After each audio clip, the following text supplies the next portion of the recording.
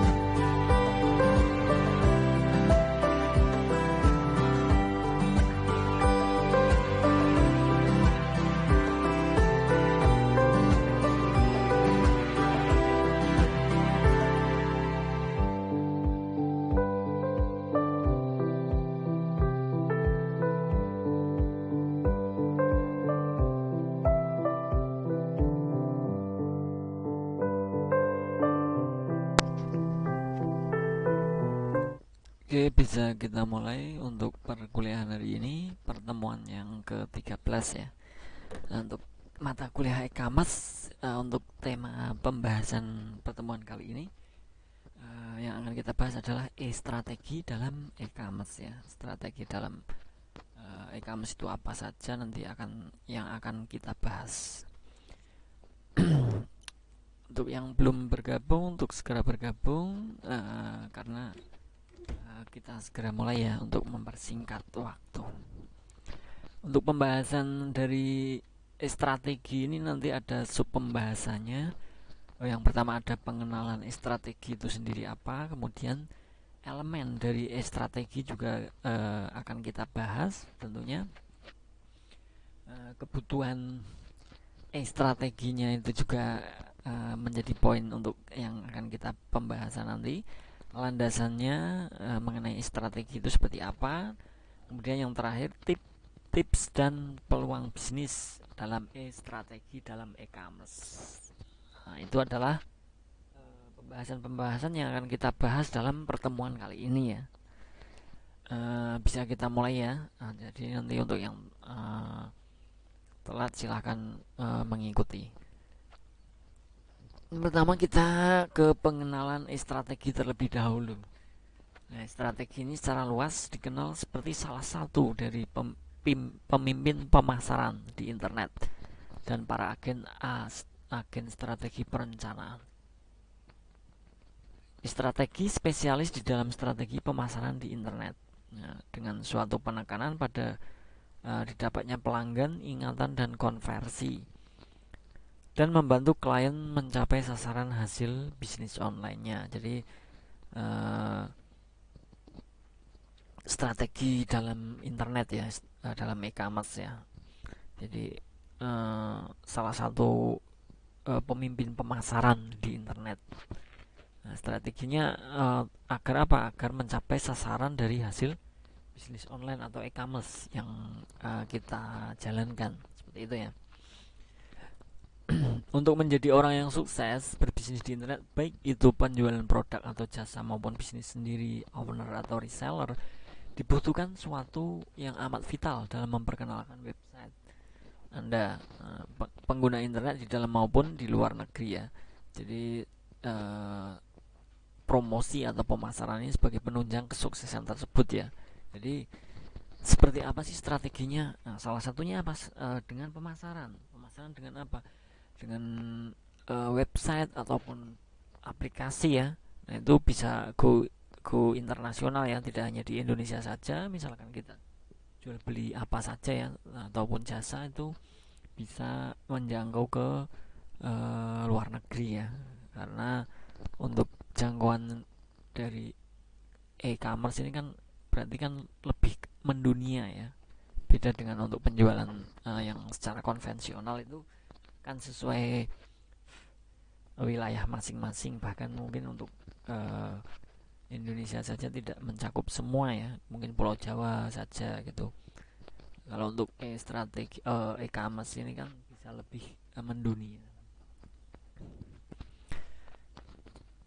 Elemen strategi yang pertama ada peramalan. Di peramalan nanti misalnya ya, pangsa pasarnya yang kita nanti akan dipasarkan itu bagaimana peramalan dari itu, apakah nanti kebutuhannya mungkin akan ramai atau tidak, itu perlu diramalkan ya. Alokasi sumber dayanya juga tentunya kita pikirkan ya, bagaimana nanti untuk sumber daya yang akan kita pasarkan. Kemampuan inti juga perlu kita ini ya, menjadi salah satu elemen ya.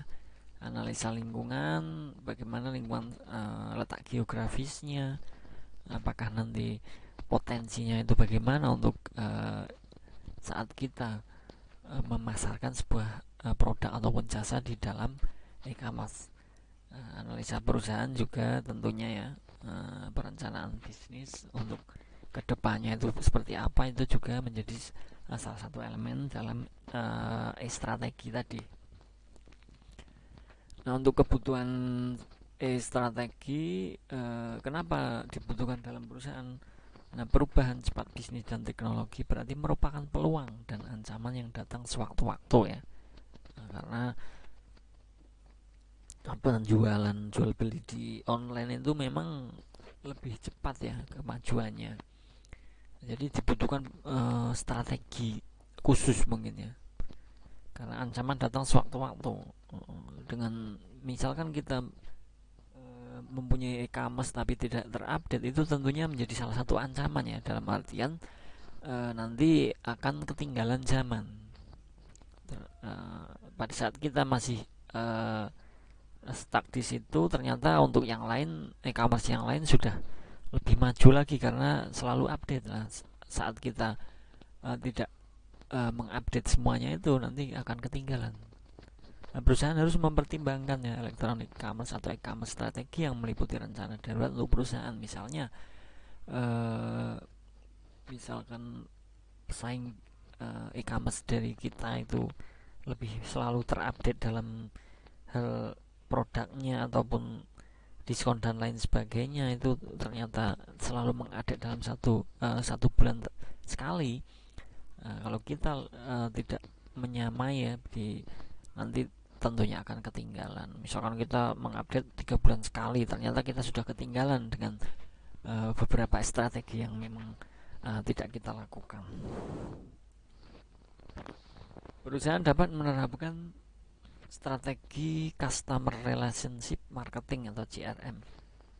Customizing dalam produk dan jasa, creating apa yang diinginkan pelanggan. Ini perlu kita evaluasi ya. Yang diinginkan pelanggan itu seperti apa sih? Kemudian pengingatan apa yang diinginkan pelanggan agar selalu ingat ke e-commerce kita. Itu salah satu menjadi strategi juga ya, customizing tadi. Kemudian antisipasi kebutuhan pelanggan. Ini sesuai kebutuhan. Mungkin bisa kita antisipasi ya, ternyata produk yang kita jual itu kebutuhan dalam hal kebutuhan pelanggan itu jangka waktunya 3 hari atau seminggu. Nah itu baru kita pasarkan kembali seperti itu. Nah itu menjadi salah satu antisipasi ya.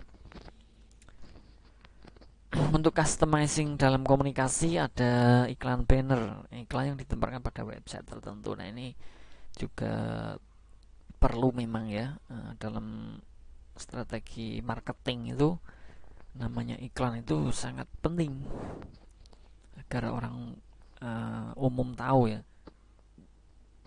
Apalagi dalam hal bisnis ini adalah e-commerce, itu kan tentunya orang melihatnya di iklannya itu biasanya di iklan-iklan di website ataupun dimanapun di internet ya.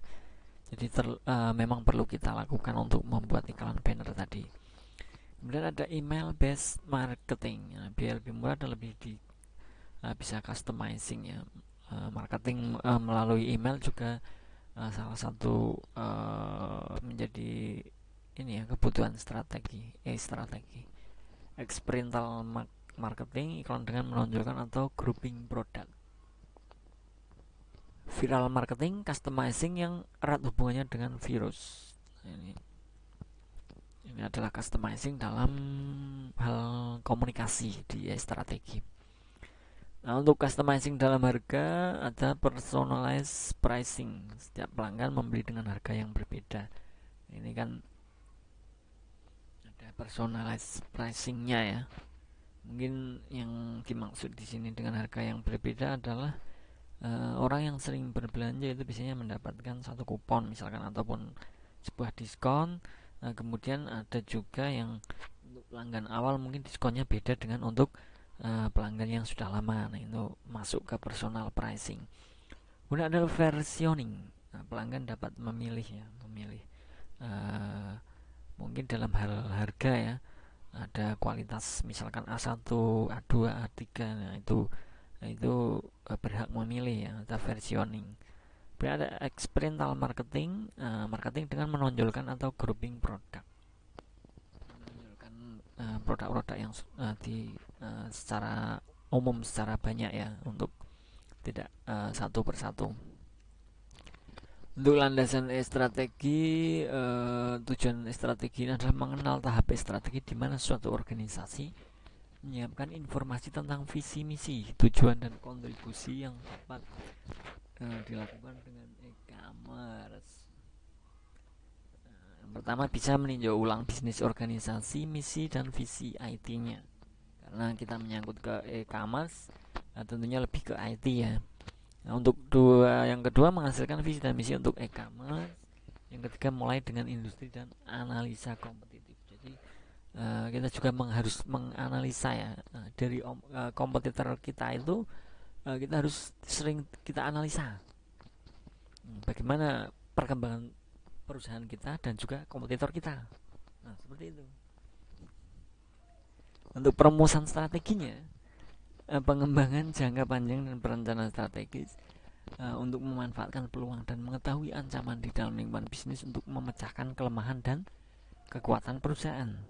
Nah, untuk meliputi menguji dan mendefinisi ulang misi e-commerce. Yang pertama bisa dilakukan dengan penetapan sasaran produk kita itu untuk lingkungan apa, untuk orang dalam hal pekerjaan apa misalnya dan lain sebagainya. Kemudian mengembangkan strategi yang sudah kita laksanakan itu, apakah memang kita evaluasi sudah benar-benar efektif atau belum, perlu kita kembangkan kembali. Nah, pengaturan petunjuk implementasi, nah ini juga sering terjadi, orang-orang menjadi salah satu kebingungan ya biasanya. Nah ini ada pengaturan petunjuk implementasi yang lebih mudah sebagaimana untuk dalam strategi nanti ya untuk dalam e-commerce. Implementasi strateginya menyangkut rencana strategi di mana rencana terperinci jangka pendek dikembangkan untuk pencapaian tujuan strategi. Menetapkan suatu tim web yang akan mengerjakan rencana yang telah dibuat, mulai dengan suatu proyek percobaan, perencanaan untuk sumber daya manusia. Implementasi ya. Nah ini untuk penjelasan lebih lanjut silahkan kalian kembangkan materi yang dari saya. Untuk perencanaan untuk sumber daya manusia itu lebih jelasnya, lebih spesifiknya itu seperti apa. Nah itu bisa menjadi PR kalian. Untuk penilaian strategi, evaluasi formal berkala ke arah kemajuan untuk tujuan strategi organisasi, meliputi perumusan kembali strategi dan tindakan yang diperlukan. Nah, sasaran hasil penilaiannya itu menemukan proyek e-commerce mengirimkan apa dan yang harus dikirimkan. Nah, ini penilaiannya ya. Kemudian sasaran hasil yang kedua adalah melakukan penyesuaian rencana jika perlu. Yang ketiga ada menentukan proyek e-commerce jika masih sehat. Nah ini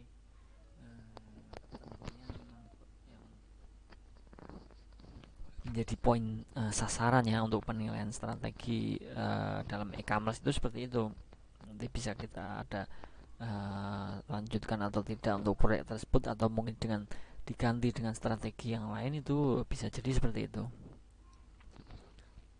Yang keempat, meninjau kembali strategi awal, belajar dari kesalahan serta meningkatkan rencana masa depan. Misalkan terjadi strategi yang kita buat itu ternyata tidak berhasil dan ada sedikit kesalahan, mungkin itu bisa menjadi sebuah pengalaman ya. Anggap saja itu sebagai strategi belajar, strategi awal untuk meningkatkan untuk mungkin lebih yang lebih baik untuk kedepannya. Yang kelima ada mengidentifikasi proyek yang tidak berhasil secepat mungkin dan menemukan alasan kegagalan. Pada saat kita menggunakan sebuah strategi kemudian tidak berhasil, itu kita harus identifikasi kenapa sih bisa gagal. Strategi yang kita pakai itu seperti apa, kendalanya seperti apa, kemudian apa yang harus kita perbaiki agar strategi tersebut bisa berjalan semestinya. Nah itu harus segera ditemukan. Alasan dari kegagalan strategi tersebut harus kita evaluasi kembali nanti apakah strategi tersebut masih bisa dipakai atau mungkin bisa digunakan untuk strategi lain. Nah itu perlu kita ketahui. Kemudian yang terakhir untuk tips dan peluang bisnis ya. Tips untuk membuat pengunjung kerasan di situs Anda di dalam e-commerce Anda misalnya, masukkan informasi yang berguna di situs Anda atau di situs tambahan sebagai pendukung dari situs Anda sekarang, dan melink ke situs utama tentang produk Anda sebagai pemuas dahaga informasi bagi yang membutuhkan informasi yang berguna serta informatif. Nah, untuk yang kedua, ajaklah dengan situs web tertentu yang memiliki informasi yang berguna untuk suatu joint venture, dan dari situs itu Anda bisa melakukan negosiasi untuk mempromosikan produk dan jasa Anda. Ide romantis dan tipsnya, apakah Anda sudah memiliki cinta yang sejati namun belum mengetahui cara untuk lebih romantis? Apakah cara berkencan? Nah ini untuk mengenai ide-ide romantis ya. Anda pendekatan dan pendekatan masukkan juga nah ini untuk percintaan, permasalahannya, rasa. Kemudian untuk rahasia menciptakan mesin uang sendiri, bangunlah kerajaan bisnis. Nah ini ada linknya, silahkan kalau mau dicoba ya. Bangunlah kerajaan bisnis Anda dengan tanda tangan sendiri, segeralah menciptakan mesin uang sendiri dengan menggunakan script website, paket mesin uang, dan segera nikmati sistem hasil dengan menjadi reseller kami. Temukan informasi silahkan. Nah ini misal kalian mau mencoba ya, bagaimana sih menciptakan mesin uang sendiri, salah satunya dengan kita gabung di www menjadi owner ini. nanti akan diarahkan ya, kita sebagai pebisnis itu harus seperti apa, mungkin dengan cara apa agar menghasilkan uang dalam e-commerce ya tentunya, karena ini lebih ke internet ya, ke website. Untuk penghasilan hingga ratusan juta rupiah ini saja yang dapat di mana Anda berkesempatan untuk melakukan. Nah, ini hanya sebuah tips saja ya, nanti bisa kalian misalkan mau dicoba monggo, kalau tidak ya tidak apa-apa, ini tidak wajib ya, karena ini hanya untuk belajar saja, memanfaatkan peluang yang ada untuk bisnis kita itu seperti apa sih, yang bisa misalkan menjadi jutawan itu bagaimana. Nah, ini sudah ada linknya, nanti bisa kalian dicoba. Di sini linknya sudah saya berikan juga. Oke, selesai ya untuk pertemuan kali ini. Saya rasa cukup mengenai strategi dalam e-commerce. Terima kasih, semoga apa yang saya sampaikan bisa bermanfaat ya, bisa menjadi tambahan pengetahuan kita semua. Terima kasih untuk yang sudah hadir dalam perkuliahan hari ini. Untuk pertemuan ke-13 mata kuliah e-commerce ya, saya akhiri. Assalamualaikum warahmatullahi wabarakatuh. Salam sejahtera untuk kita semua. Selamat belajar, selamat beraktivitas. Terima kasih.